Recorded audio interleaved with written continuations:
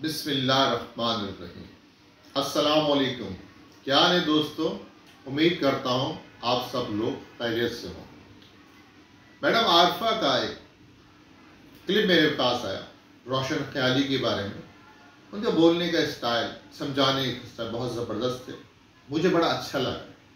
मैंने कहा आप लोगों के साथ शेयर करो।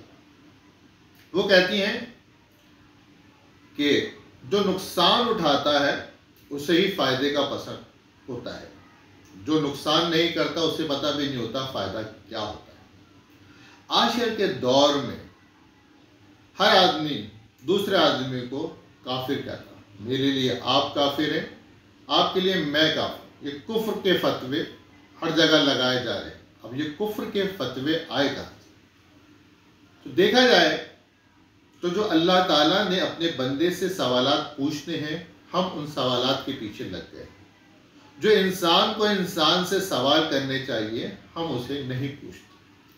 अब अल्लाह ताला के क्या सवालात हैं कि हम एक दूसरे से बात करते हैं तो पूछते हैं तुम किस मज़हब से ताल्लुक़ रखते हो, तुम किस तरह नमाज पढ़ते हो, किस तरह क़याम करते हो, किस तरह सजदे करते हो। हम ये नहीं पूछते कि आप कैसे हैं, आपकी तबीयत कैसी है, आपके घर कोई दवाई लाना सामान लाने वाला आदमी है, आपका गुज़र औक़ात किसे है।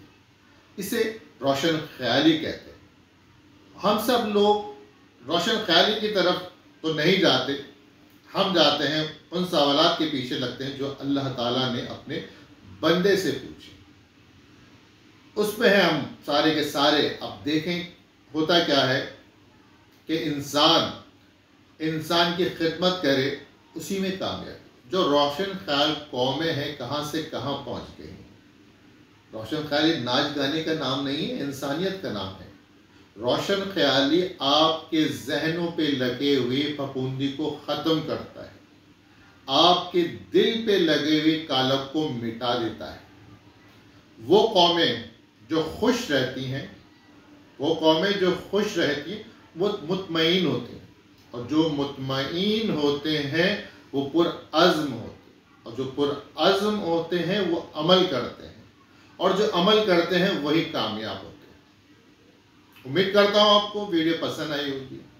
इजाज़त चाहूँगा इन दुआओं के साथ। अल्लाह ताला आपके लिए आसानियाँ पैदा करे और आपके ज़रिए आसानियाँ फैलाए। आमीन सुम्मा आमीन।